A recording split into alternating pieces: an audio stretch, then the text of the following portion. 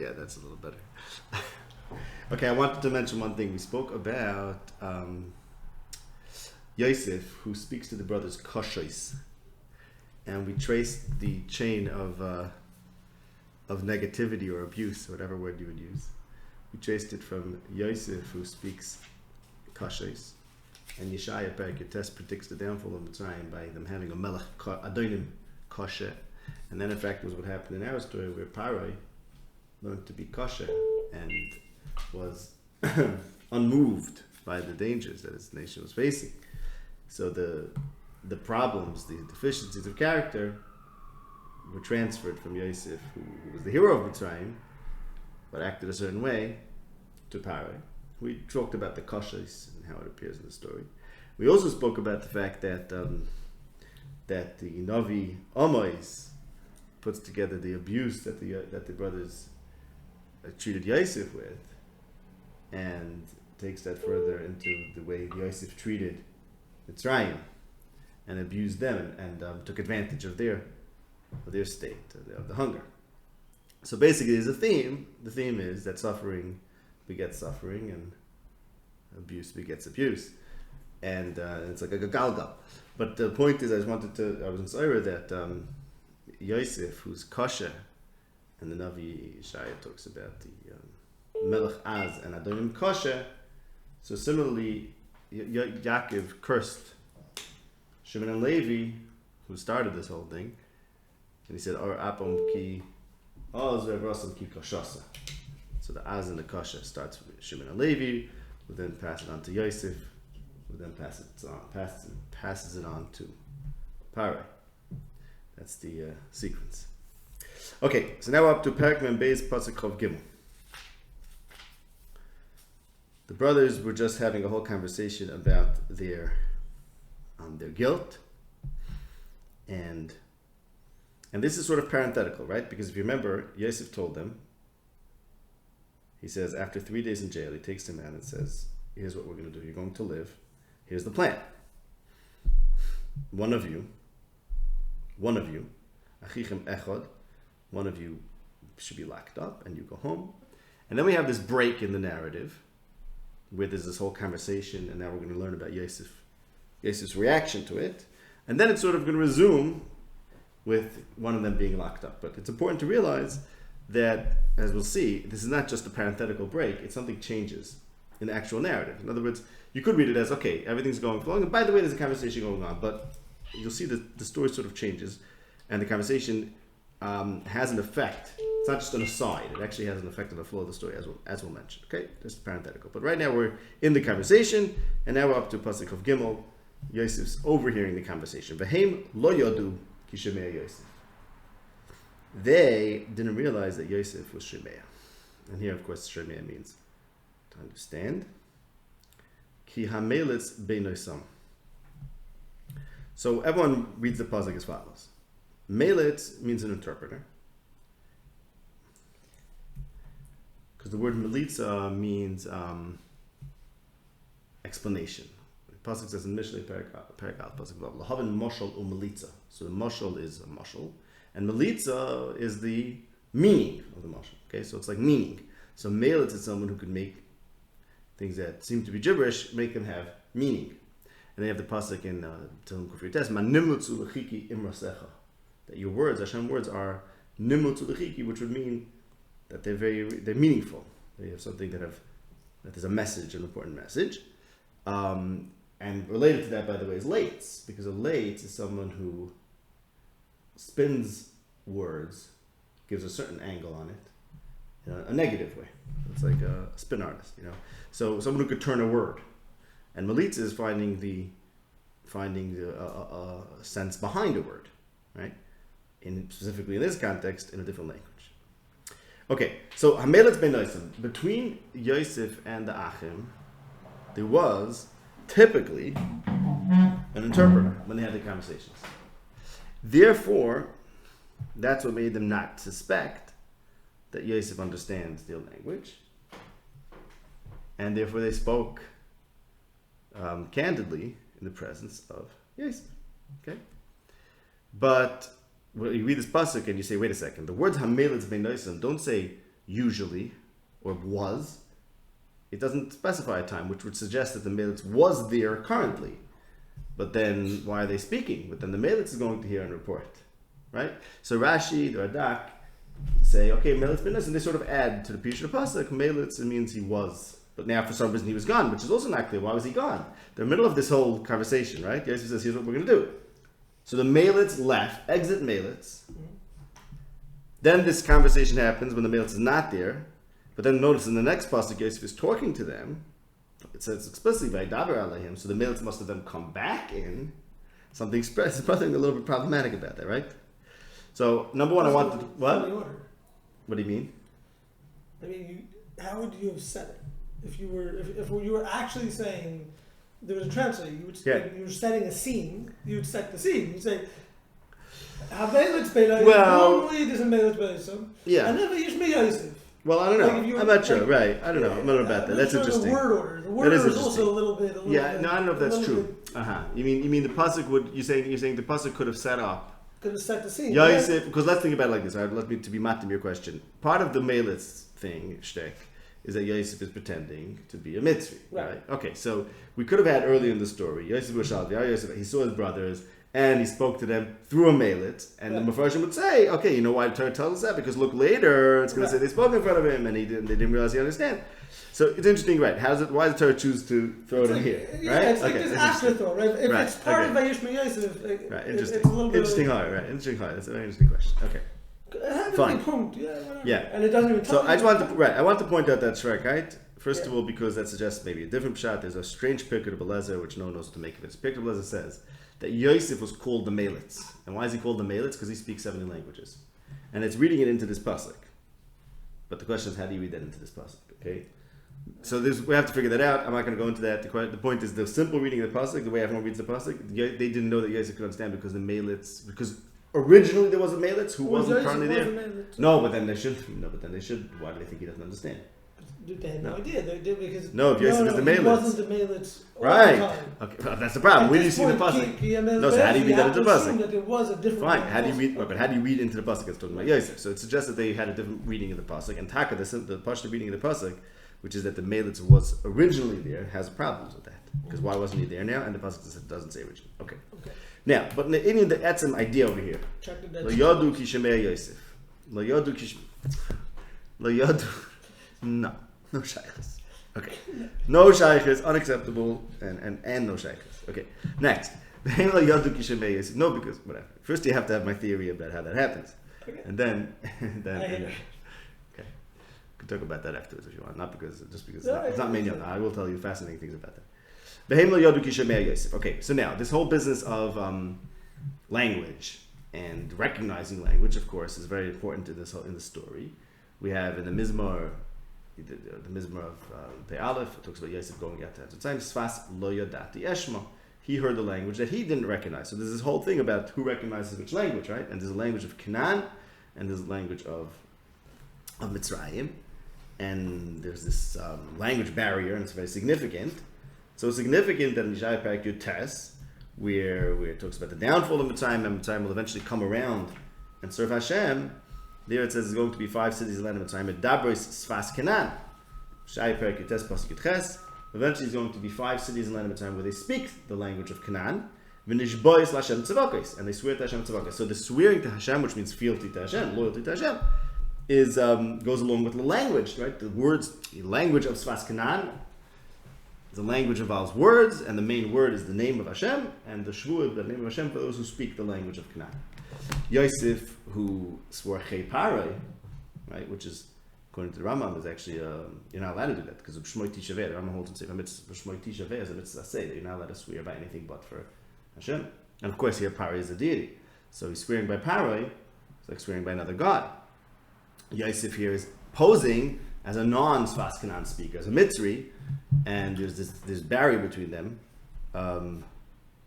about what is he and what are they, who understands whom.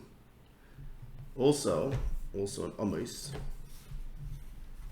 Perek Ches, which we spoke about a lot.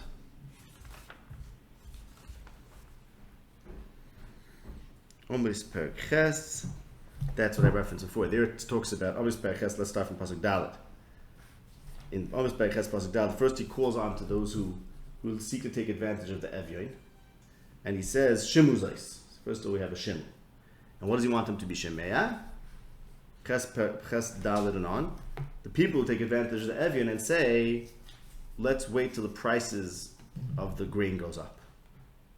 And that way we'll be able to take advantage, which is what Yosef did, as we learned earlier, that Paro told him to go to Yosef, and basically Yosef waited until the Rav was really severe, and that's when he started selling the Tuah, and he consolidated all the power to Paro at the expense of the impoverished Egyptians.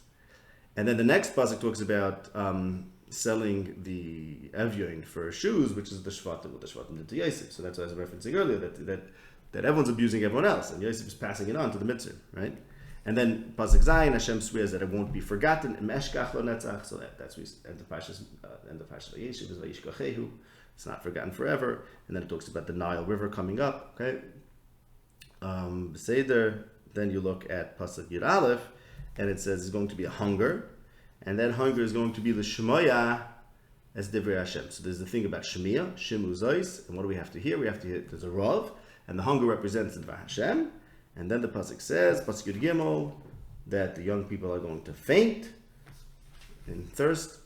Hanishba'im ba'ashmas shomrim. Those who swear by the ashma, that's the idol of shomrim. Ba'amru chei don. They swear by your God. Don chedeh b'shalom. So those who swear by Elohim acherim are those who suffer the Rav, which is really indicates that they lack the Dvar Hashem. And the Nabi calls it upon them to be Shemeah. So Yosef, who swore by Elohim Adon, he swore by Parai, he's l'chayra a non-Shemeah. He doesn't speak Lashon HaKodesh apparently, and they think they do, and really they don't even understand that he does. In other words, there's an irony over here because they weren't Shemeah, right? As we discussed, the whole time of them was not Shemeah, and because they're not Shemeah, they don't have Das Hashem. But really, they're so ignorant, they don't even realize that Yosef, who they blamed for not having the Dvar Hashem, and therefore they wanted to sell him, he's Shemeah, and they're not. And not only that, the irony b'toich irony is they weren't Shemeah to his tachanunim, to his cries, and he's Shemeah to them even when they're speaking what they think is privately. So it's like, okay, everything is hafach. They didn't listen to him when he was screaming, and he heard them even when they were trying to not wanting to be heard. Okay. And Yosef's Shemiah, I think we mentioned this too. Bahari says to Yosef, Ani shamati alech Elohim tishmach Elohim liftorah. So Yosef has this ability to be poiser. To be poiser means to find a meaning, a hidden meaning. So it's just like Yosef's ability to be poiser, Elohim is, he also has ability to be poiser languages. Of course, the Gemara in Tzait talks about Yosef speaking 70 languages. So Yosef is the one who does know the languages, even the ones that he's not expected to know. Okay? So that's what's happening over here. Fine. So now, just as we mentioned before, what was Yosef doing over here? Yosef didn't tell him that why did he have a melitz? Number one, it's part of his disguise. But number two, perhaps he wanted to be able to hear it. He wanted to do this trick. This is all part of his shtick, right? He set it up so he could have a window into their inner thoughts. He could do a good shmiya by them not realizing that he's listening. Okay. Pasuk Chav Daled. Vayisuv me'aleim vayevuk. He turned away from them and cried. I mean, also it could be that he understood the hidden meaning in their words. Right. I mean, whether it was because by translation, for whatever reason, they thought that they would communicate and he wouldn't understand. Mm-hmm. Why? Because they didn't think he's a shemeh, so to speak. They didn't know who this guy is. Right. But if you say shemeh, meaning really shemeh, Kodesh, right. whatever, really shemeh. So he understood their code, the secret code. Shimon and Levi, these guys. Devei Hashem, Shimon Devei Hashem.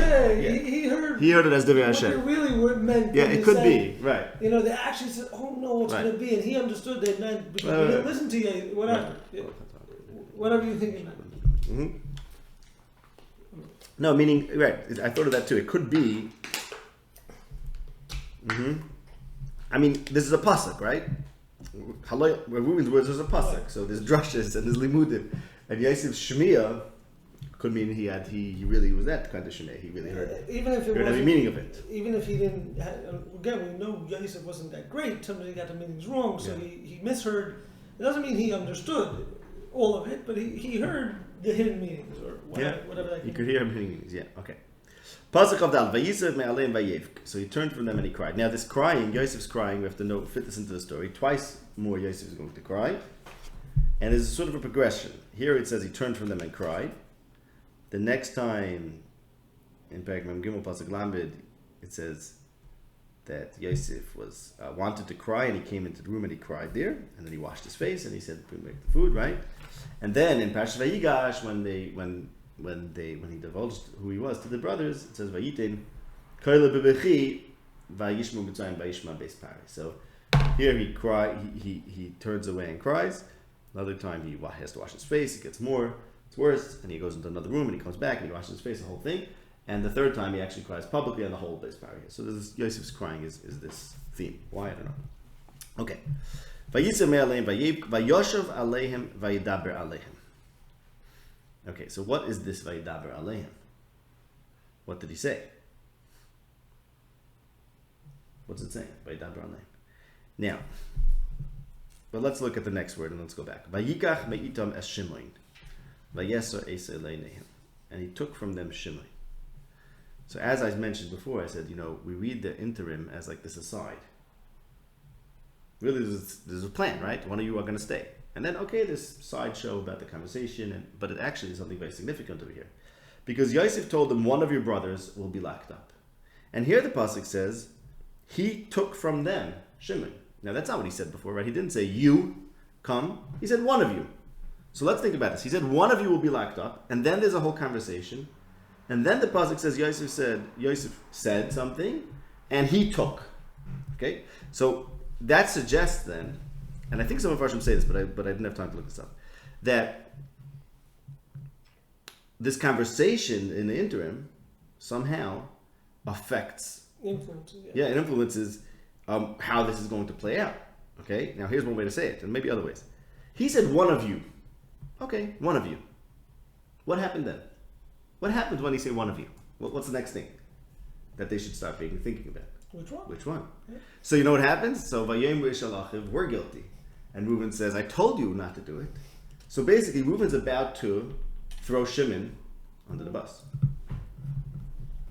Or Levi. But that's the debate. The debate is whose fault is this, and therefore who should we paskin? Basically, who should we kill? Right. Or who should we put into this grave danger? Right. And this is a big problem because this is basically the same thing happening. What they're deciding which of them to Chayiv Misa. The same thing they did to Yosef. Mm-hmm. It's the same pattern. Exactly. Now Yosef steps in. Exactly. Yosef steps in, and he says, and he hears what's going on. Here's what's going on. That there's a conversation about whose fault is this, right. And what's God doing? What is God's message here? Who's being punished over here? And he says, okay, he comes back and Vaydaber Aleihem. So what did he say? No, so I think but then Vayikach Meitam Hashem. He says, I'm deciding who. You're not deciding who. So then that would be the Vaydaber Aleihem. Might just be Vaydaber Aleihem because he changed. Before he said Achicham Echad, and now he's taking who. So Vaydaber Aleihem. He told them the new Mahalach, which is I decided that instead of trusting you, I guess I'm going to decide who. Okay, say that maybe. Some of the Mepharshim say that Abarbanel and Ram says Vaydaber Aleihem. He spoke to them kindly. Made them feel good because he saw how bad they're, which is missing in the pasuk with IT. He was listening to the guy who was just kosher. Right. So the Torah Mar says right. Right. No. So right. So so yes, it's a good reason why he might talk to them nicely because now he just heard that, right? But the pasuk doesn't make that shift. So the Torah Mar says, which I think is a much better shot, is Vaydaber itam koshes. Vaydaber aleim koshes, which means like this: he left to cry. When he was ready to put back his old pose of speaking in the same way, that's when he came back. So that's why the pasuk says Vaydaber Aleihem, because as it begins, the conversation begins Vaydaber itam koshes, and then everything fits into that. And now he was at the point where he couldn't be koshes, so he turned, he cried, and he came back when he was ready to once again be koshes, and he said, "I'm taking Shem." So the Vaydaber itam koshes, I think it makes a lot more sense why the pasuk would say that. But he was also breaking the cycle. Yeah, he was breaking the cycle because Vayikach Meitam Hashem. Now it's a different way, but it's not shifting necessarily from koshes to rakos. That would be something he doesn't say in the pasuk. Also, again, he got more aggressive, not less. Right. So he got nice, but then he got more aggressive. Right. He got more aggressive. Right. Okay. Fine. Yes. Okay. Now good. So that's what happened. So they started this whole debate of who should choose. He's like, okay, guys, I'll just need a minute. I'll be right back. That you see the repeats of the cycle. So here, maybe now, I don't know. I didn't look at the Tanakh, but you don't see the cycle of the continuing. That's what we'll get to. The bus. That's what we'll get to, right? Break the cycle. That's what we'll get Yosef went and took. Yeah. That's what we have to figure out. This is such an important message because the question is. I think this parsha is supposed to teach us how you're supposed to break a cycle of abuse. Okay, so it's a very big lesson. That's what Yosef was trying to do here. Let's see what he did. He had a plan over here. I think that's what it's about. Okay, we'll get to that soon. It's very deep stuff. So 1 second. So no, I just realized something else though. Well, you're saying that he became more aggressive. Right, it makes sense. No, 1 second. He told him like this. Oh, right. No, I was just thinking about the Melitz leaving. Right. Maybe the Melitz left.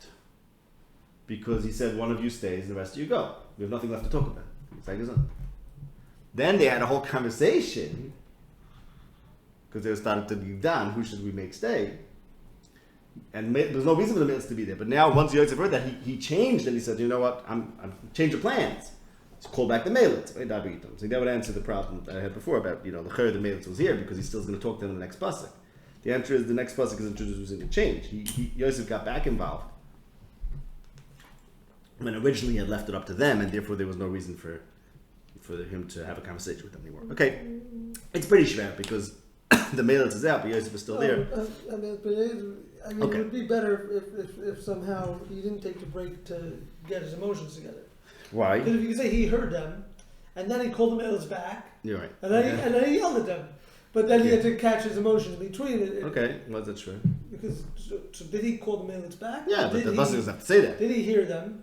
Go cry and then say, okay, now I'm ready. So now I'm ready to be cautious. So bring the Melitz in because I have to deliver a new message. Right. Or was this whole? You also have to then say basically the beginning of Daled, right? That also was an aside, just like an aside within the aside. Why? And he calls the Melitz back, and then he loses his. He can't be tough. No, the Melitz is not there yet. No, he's not. The Melitz is not there yet. It could maybe. Why does he have to come back? He comes back when So he called the Melitz back when he heard it. No, when next pasuk in pasuk of Daled, when he wants to come back and talk to them again, he calls the Melitz back. Or maybe Kim Melitz Benos and was telling you Vayishma. He heard them, and then he called the Melitz back. No, that would be the pasuk is saying why lo yadu, why they didn't know. So that's not the Melitz is not there then. Right. Okay. Anyways, next he takes Shimon from them. We spoke about why he takes Shimon. We're not going to repeat that. And then the pasuk is le'enehem. So Pashup Pshat, as many Farshim say, is that he was important for them to see that he was locking up Shimon, and they should understand he's in danger, and they should go and get Binyamin. Okay. Now I want to talk about pasuk Chof Hey. We're not going to talk about the words. Let me just talk about the idea. We'll learn it inside next week. He plants the kesef into their sacks. What's he up to?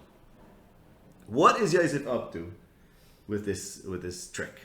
Okay, so we know one thing. Which is that they're going to say, in a few psukim hence, pasuk Chav Ches, when they find the kesef, they're going to say, Ma zois asa Elokim lanu. What is God doing to us? Now, so in other words, he's bringing it so that we know that Yosef is causing them to think that all sorts of weird things are happening. All of a sudden, all sorts of weird things are happening to us. Something Hashem is doing to us, right? Just like in the previous psukim. We are guilty, and this is why this is happening, and they have a pshat. Okay. Now, is it true? Is it true that Elokim is doing this to us? It's not really Elokim, it's Yosef, right? You read the parak, Yosef did it, and they think, Hashem is playing games with them. But really, it's Yosef. Now, I don't mean to say they thought it was a nace, but it wasn't a nace. But if they knew that Yosef was doing it for some sort of cheshbonos, they wouldn't have said that God is doing it, right? Oh, what? Let me see. Let's see. No, it's not a teretz. There's a shvach teretz you can say that I think it's shvach. I don't know that what they're saying is Yosef's acting irregular. They didn't know it was Yosef. No, they didn't know. Whatever. They didn't know. Someone is messing with us. Someone's messing with us. Why is someone messing with us? Okay, say it. There's no reason, like. Okay. Someone goes and sends you anthrax in the mail. Okay. You question it, right? Yeah, but you don't say what's God doing to me. I hear. They were on that Vandrega. Okay, fine. Nice like this. The Maisa, Yosef told the brothers the following. What did Yosef tell the brothers in the beginning of Parashat Vayigash? said, Perek Mem Hei Pasuk Ches, Loi atem shlachtem oisi, heino ki hu Elokim. You didn't send me here, God did. And Pasuk Hey, he said, don't be upset that you sold me. Ki lemichir shlachani Elokim lefneichem. Right? Mm-hmm. And then the Parashat Vayechi, he tells them, you thought to do evil to me, but God was thinking to do good. So it means man and God don't operate on the same plane. Sometimes man is thinking evil and God is thinking good. And God is using man to do his good thing, even using man who's doing evil. Right? So Yosef is telling them, so now the fact that Yosef did something to them, and they say, what's God doing to us, is actually part of the message that Yosef wants them to realize. It's important for them to know that all these things that are happening, including the seemingly negative consequences of their terrible deficiency, was really from God. So Yosef is doing by doing this strange stuff is he's bringing God back into the picture. In other words, the whole problem, as we've been discussing, that when people forget about Hashem because Yosef has his dreams and the Shvatim lose Das Hashem because of their actions to Yosef. So it becomes a period of Hester. And there's no mention of Hashem's name. It's not going to mention Hashem's name. Famously, there's 318 psukim. There's 318 psukim without the mention of the Yud Kevavke. Till Yeshua Sal Kivisi Hashem.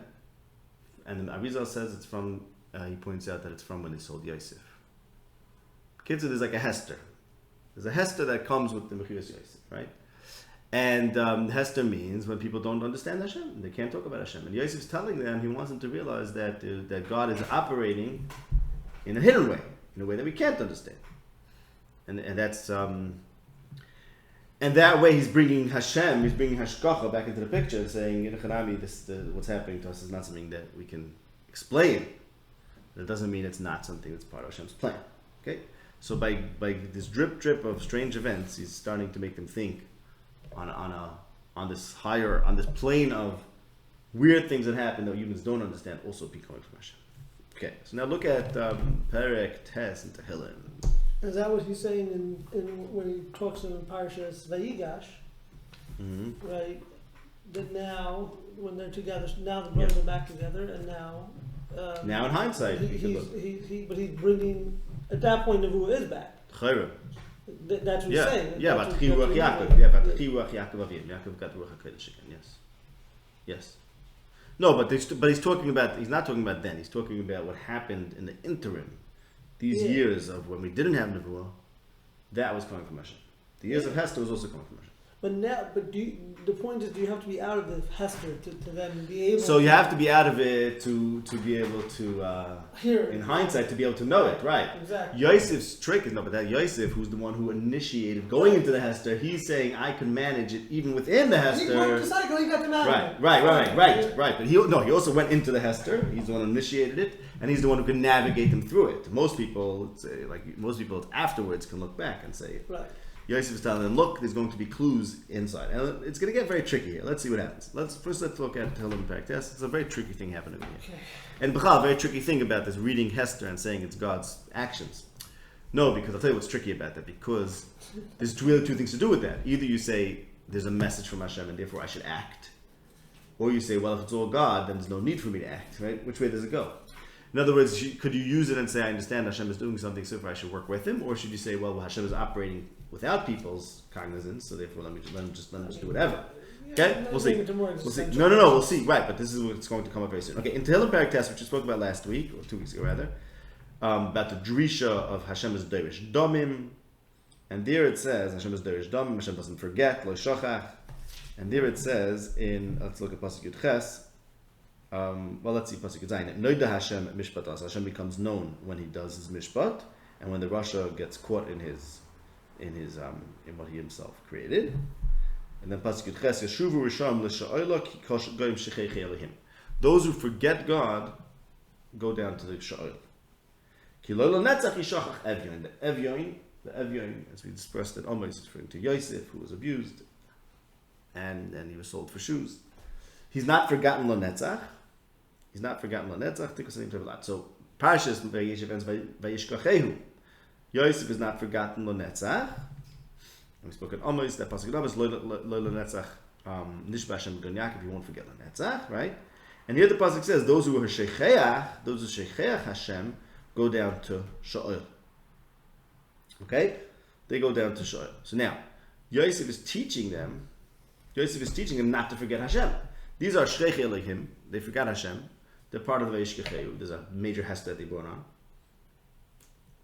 And they're going to die for that. They're going to go down to Sha'ol, as the pasuk says here.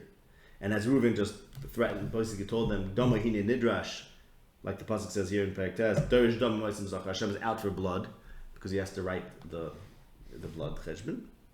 And that's because we've forgotten Hashem. And Yosef is changing that. He's bringing Elokim back into the picture by making funny things happen and making them start realizing that there's something from Elokim. Okay. Now, take a look at Eiv. And this, I'm not sure about this, but there's something very interesting about it. So again, I want to point out, this is something we mentioned, right? Reuven says we're about to die. We're going to be killed. Maisa, Yosef wasn't dead, and no one's getting killed here, right? But Reuven said we're about to die, and now Yosef comes and takes Shimon, right? Let's take a look at Eiv. Lamed.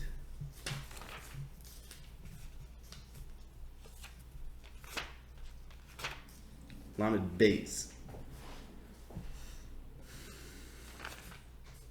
Sorry, Lamed Gimel. In Eiv Perek Lamed Gimel, Elihu talks about the ways of Hashem, that he could reveal to people in dreams something frightening that's going to cause them to stay away from sin, and the person's going to get sick. He says like this. He says Hashem will make a person sick, and that starts, let's say, in pasuk Yud Tes. On his bed he's going to have pain, and he's not going to be able to eat. And look at pasuk Beis Vatikrav l'shachas nafsho v'chayos l'memisim, and his nefesh is that's close to shachas. He's going to die. He's going to go down to shachas. Im yesh olav malach melitz echad mini elef l'hagadol miyoshev. There's one malach melitz. So what does a melitz mean? If you like we say melitz yoshev, what does that mean? It means 1 out of 1,000 malach. It means if there's one aspect of what a person does, 0.1% aspect of what a person did that can be interpreted to be good, right? A melitz is someone who finds the meaning, right? So malach melitz echad, meaning if there could be one angle of meaning, even the smallest meaning of good in a person, then that's koifer, and the person doesn't go to shachas. Instead, he gets better, and the pasuk continues how the person gets healed. Okay, so what's interesting is that here in our parsha, Reuven just said we're about to die. We're going to die, and then the melitz, Yosef overheard this. He's acting as the melitz, and he sees the meaning. He finds some meaning. He finds some koifer to save the shvatim. Okay. Now, how did he save the shvatim? So how did he save the shvatim? Again, saying like this. Reuven says, we're going to die for what we did to Yosef. The pasuk says, Tehillim, those who forget Hashem are going to die. Yosef is bringing Hashem back into the picture by acting like Hashem. Right? He tells them, it's not you, it's Hashem. Meaning everything that happened is Hashem. So by his doing his strange things, he's bringing Hashem into the picture, and that Hashem, and that gufa is what protects them from this danger that they see, that they're facing death, which is because they're shecheach Elokim. So Yosef turned them, made them to not forget God. Okay, you see that? That's what I'm suggesting. Now let me show you something else. However, there's a stickle problem over here. Problems like this. Look at the parsha. Let's go back to Parshas Miketz. Pasuk Yud Ches begins, Vayom Elohim Yosef Vayom Ashlishi Yosef Achiu S10 Elohim Ani Yoreh. And we mentioned then it's a major turning point. It's a turning point. He tells them you're going to live, right? In the previous psukim, he threatened them with death. He told them V'im loy Yemaraglim, and here his tone is different. He's like, everything's going to be fine, you're going to live, nothing's going to happen to you, right? And the next thing that happens is that Reuven's saying we're about to be killed. Gam dama hine nidrosh. Yosef just said v'chiu, right? Yosef said v'chiu. He says you're going to live. So now I'm asking two questions. First of all, I just said that Reuven says we're going to die, and Yosef saved them by being the melitz, like the malach melitz echad b'nei elef, who finds a kaifer, and he saves them by introducing God back into the story, and he introduces God back into the story by him acting like God, right? He picks out Shimon. Shimon's taka the guilty party, and boom, wow, Hashem is taka doing this for us. We're not going to do it, but Hashem is going to do it to us, right? Because they were going to choose Shimon, and you guys, no, you're not choosing Shimon. God is going to choose Shimon. How is God going to choose Shimon? Because I'm going to do it, because I'm like God, because everything I do is really God doing it, and everything you do is really God doing it, and nobody has any bechira, so to speak, right? And now next thing that's going to happen is also weird things are going to be happening to you. I'm going to bring God back into the picture. Okay. But meanwhile, he already said Zos Asu V'chiyu. He said everything's going to be fine. That's one question. And now some things are not fine. And the other question is, Taka, what's Reuben saying? We're dying. You just told that you're going to live, and now all of a sudden you're worried about dying, right? So, but I told you, well, no, something changed in between, which is that they started doing the same thing, choosing which brother to kill. So Zos Asu V'chiyu. What? That's what Reuben was saying. Yeah. So Zos Asu V'chiyu. So Reuben, it's a self-fulfilling prophecy. When Reuben says "Gam Dami Hin Nidrash," and let's figure out who's deserving of suffering for Yosef's blood. So he is by that he's continuing then the hate. He's continuing the hate that's going to earn him the punishment, and Yosef is trying to change that. So Yosef first announced Zos Asu V'chiyu, Es Elokim Ani Yarei, and everything is supposed to change. Everything's supposed to say Es Elokim Ani Yarei. Eivish Fear the Welt. Instead, they're saying, okay, let's weiter fear the Welt. Sort of what that's what I'm saying. It's nice that they're seeing Hashem, but they're saying we should then decide who's guilty, right? Because that's the message over here. And Yosef's saying, no, it's not going to happen. No one's doing anything. Only the bad Mitzri king is going to do things, which you're going to realize is Hashem. Because don't take Hashem into your own hands. You have to figure out when to take Hashem. That's what I'm saying. It's not so question. When do you take the cues and then act for Hashem, and when do you say it's Hashem? I think it's pretty clear, right? Your job is not to kill people, right? Exactly. Like that seems very clear. Like exactly. Don't kill people, right? Don't say it's a message from Hashem, and therefore let's figure out who's guilty, right? That's what you should do. Correct. Like, yeah. Now let me show you an amazing thing. Right. In other words, Yosef is acting for Hashem, and he's bringing them back to him, bringing them back together. He wasn't really acting for Hashem. What he was saying. Well, I don't know. It gets tricky. But that's a Vayishma. No, here when he takes maybe that's a Vayishma. Okay, what? He could do it because he could hear. He heard, so then he was okay, so let's see. Let me show you something fascinating. In the end of Hosea Perek Hey, okay? It's also different when he does it. Because why? He's not doing anything. He's not killing anyone. That's why. A bunch of people making a judgment over here. Yeah, right. And he wasn't judging. No, he was a jerk. He wasn't harming. Doing his own thing. He was playing games. He wasn't harming. He wasn't playing games. You're right. He was all to bring it back together. I'm saying it was all to bring everyone back together. Okay, look at Yeshaya. It's an amazing thing. The intention is different. I hear. Yeah. But you'll see. Though there's a certain point I'm getting to specifically, which I think has to be understood. In Yeshaya Perek, let's start with the beginning of Perek Vav. The beginning of Perek Vav is a pasuk which I think I might have mentioned. Perek Vav pasuk Beis says, Hashem, after 2 days, will bring us back to life. On the third day, we'll get up and live. And the Medrash quotes this pasuk. This is Yeshaya Perek Vav pasuk Beis. That's pasuk Beis, yes. The Medrash quotes the pasuk on where Yosef told the brothers by Yom HaShlishi. On the third day, he told them Zos Asu V'chiyu. Says the Medrash, you said, more than 2 days. Tzaddik B'tzar takes 2 days. This pasuk. Third day, we get up and live. Right? That's what Yosef told his brothers. Zos Asu V'chiyu on the third day. And I want to show you how this is clear in these psukim, because go to the end of Perek Hey, 2 psukim prior to this, and there it talks about Hashem's going to hide from the people. Okay, that's what we've been talking about. Hashem says, I'm going to go back to my place, and that's the whole Hester. Until what? Ad asher ye'ashmu, avol Hashemim anachnu, right? Ubikshu ponei batzar lahem, right? Alkim ba'olenu hatzar hazois, and they seek Hashem, and they say lechu v'neshuv al Hashem because He's going to heal us. Okay, the third day, I'll bring them back to life. Beautiful, right? That's Hashem is ready to come back to the Shvatim, right? Hashem. We're going to go back and we're going to know Hashem, and wonderful. Everything's great, right? Then pasuk Dalid, Mo'es alecha Ephraim, Mo'es alecha Yehuda, v'chastechem Kanan boiker. Chatal mashkem ho'elech. Your great chesed is like a cloud in the morning. Cloud in the morning is there, and boom, it's gone. Next second, it's gone.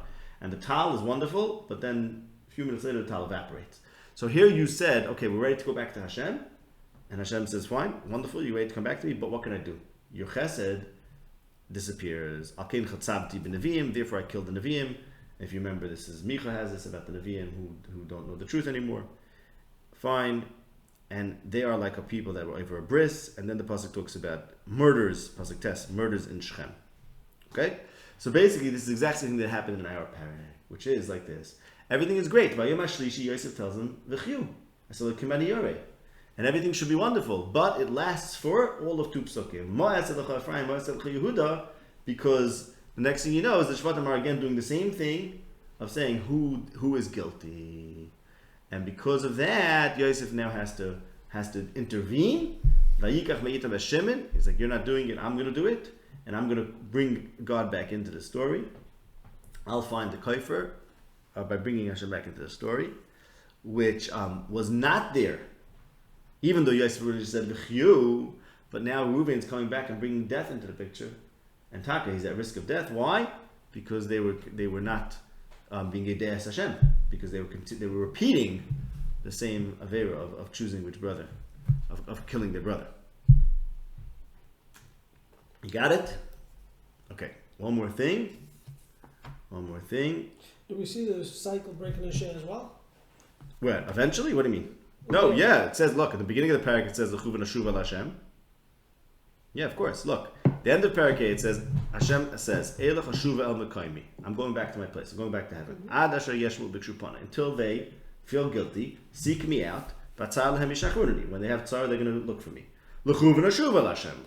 Okay, great. Yichayelu miyoymayim. After 2 days, he's going to bring us back to life. Wonderful. So they're seeking out Hashem. That's what Hashem said. B'shacharuni. When they come seek me out, then I'm going to be like the rain to them. But then he says, all this great stuff you just said, which is chesed, is kanan biker. It comes and goes. So there's this move towards Hashem, which is what he's waiting for. But he says, but it lasted. It was very fleeting. So the same thing we have in our parak, that the move of is fleeting. How is it fleeting? Because instead of saying, okay, you take one, we're not choosing who, right? That's what they should say. They should say, you take one, we're not choosing who. Instead, they start handling who this should be. Yeah, I mean, we don't see the repeat of the break of the cycle. My point is Yosef going and bring them back to God more permanently. Yeah. That would. We'll have to go back to Nashil, see what happens. Okay, right. We'll have to see. Right, okay. Is there a corresponding event? Right. Okay, we'll have to look back to Nashil. There is something there, maybe. Fine, good. That's it. Okay. Good, right. It's a good question. I want to show you one more thing in Amos Parak, which we also spoke about this in the last year. Let's take a look at Amos Parak Pasuk Yudalit, and without going into the context, that's all we discussed in last year. How we see the context of this parak and how it relates to Yosef and the brothers. Here it says in Amos Parak Pasuk Yudalit, Dirshu Toiv va'al ra leman techyu v'hichein Hashem alakei tzvakas itchem kasher amartam. So we spoke about this last time, that there was a risk of dama hine nidrash, and in order for the Shvatim to be chai, which is what Yosef told them, this is what they're supposed to do. They're supposed to be derish toiv and not ra. And that way Hashem will be with them as they said. They said, Akain Baladin or Razais, how come Hashem is not with us? We said the other psukim Yirmiyah, isn't Hashem B'Kirbeinu, L'Tovin L'Ra. So the answer is, you want Hashem B'Kirbechem as you said, Dirshu Tov Al-Ra, and then Laman Tichyu. So that's Yosef is teaching them he's teaching them how to have Hashem with them. He's training them. You are worried, Gam Damahine Nidrash, right? But if you really want Tichyu, which is what I offered, you have to be Dairish Tov and not Ra. So don't stop being Dairish. Okay. Hashem wants blood. Whose blood? Okay. You guys are nice Joshua. Yeah. What? Don't decide for God. Don't decide for God who to kill. Exactly. So then V'yichen Hashem tzavakas Hashem lokei tzavakas itchem kasher amartem. You want Hashem to be with you? Fine. So you have to do Drisha, but the Drisha has to be Tov and not Ra. It's the wrong kind of Drisha. Let's reset this. The bad king of Egypt, will take Shimon. You guys don't start deciding who should go and who should stay. And how am I going to bring you back to Hashem? I'm going to slowly make you realize that Hashem is behind everything over here. Okay? So that's the kaifer. Yosef is the melitz, who's Matsasi kaifer, because he makes them realize that there's God here, right? But I want to say one more thing. There was 2 problems with Reuven. First of all, he says Yosef's blood is being demanded. So there's 2 kashas. First of all, Yosef was alive. Second of all, Yosef was not killing anything. Okay. So he said, well, Yosef didn't, what? He's also, Yosef's blood is being demanded, so let's kill someone else. Right. Not a great guy. I know, it's crazy because Yosef's not even dead. Right. So I want to say like this. No, even if Yosef was I know, right? I'm saying it's a double thing. He's going to kill someone because Yosef is dead, right? He's going to take Shimon, throw him in jail where he's liable to die because Yosef is dead and Yosef is not even dead. Right. Yeah. not normal. But the point is like this. But what about? So I answered that. Right, there's two kashas. Yosef is alive, and Yosef is not out to kill someone. Right. So I said no. Yosef is not out to kill someone because Yosef found the kofer, and the kofer is Vayikach v'yitam Shimon, and he's the melitz. Fine, very nice. But what about the fact that Yosef is not dead? That's stamina, right? So I was just thinking like this. Well, why is Yosef alive still? Why is he alive? Because he interpreted Paro's dream. Otherwise, he would have died in the hunger. Stami would have languished in the prison, right? What's he doing is he interpreted Paro's dream. Now, why did he interpret Paro's dream? Because, we spoke about this more at the beginning of the parasha, because Yosef understood that he's there for a reason. He understood that God sent him to Mitzrayim for a reason. Therefore, he has to stand up and interpret, and live up to and interpret Paro's dream. He could have said, I'm not interested in interpreting Paro's dream. Instead, he read what's happening as being Hashem's will, and he got on the side of Hashem. And so he told his brothers later. Yes. So this idea of Yosef acting for Hashem, right, is the reason why he's alive. Right. So it's not just the kofer for them. It's not just why they don't deserve to die. It's also why he never died. So it's really two things go together. Because he heard, he was a shemeh, and he was able to understand. Right, exactly. So let me just say, right. So that's where I have the question. That was a wild card. Well, that's where I have the question. When do you listen? No, but there's a little bit of contradictory things. On the one hand, we say Yosef hears Hashem's plan, and therefore he gets on the side of Hashem. On the other hand, he says, even what people do is not them, it's Hashem. Even if you do evil, it's Hashem. So why do you have to do everything? Right? If Hashem is doing everything, you don't have to do anything. Yeah, there's a still tension of it. Okay, but I want to say it's on the record because I think it's a very important idea. So how does Yosef stop? The verse is like this. How does Yosef stop the cycle? Here's the big thing. Yosef makes this radical claim that evil that happens is not humans, it's Hashem. That's what he says, right? Okay. That's what he says. Yeah. So I think what it means is like this. When humans do good, that means they have das Hashem. They understand Hashem, and therefore they could act like Hashem. When humans do evil, it's because they lack das Hashem. The Rambam says in the Gemara, all evil is a privation of das. So then, when they do evil, they're acting like animals.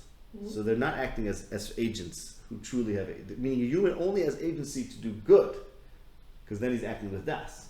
To the extent he doesn't have das, he's acting like a shaita, and it's Hashem doing it. That's what I want to suggest Yosef saying. So 1 second now, and the key message. Let me finish this up, and then we can talk after. Key message. That when there's a cycle like this where everyone is passing on abuse, so how did Yosef put an end to it? He made them realize that it's Hashem. Why does it help? Because when abuse happens or bad things happen, people pass it on. Why do they internalize it? Because they think, this is the right thing to do. This is the human decision. When you recognize that this is Hashem's plan for some greater thing, then forget about it. It has nothing to do with people. We are not active over here. It has its own purpose. It's not the human active, and therefore the fact that the human made a bad decision is like the human not making any decision at all. And the evil of the decision it shouldn't be a real thing that should influence you. Okay, that's the key thing, key takeaway. L'maisa. If you're ever in a matzah, there's a lot of tzara passing on and metastasizing. The key thing is to say, you know what? We have no idea what we're doing. Clearly, Hashem is up to something. That's the break. I think that's what we learn from here. L'maisa.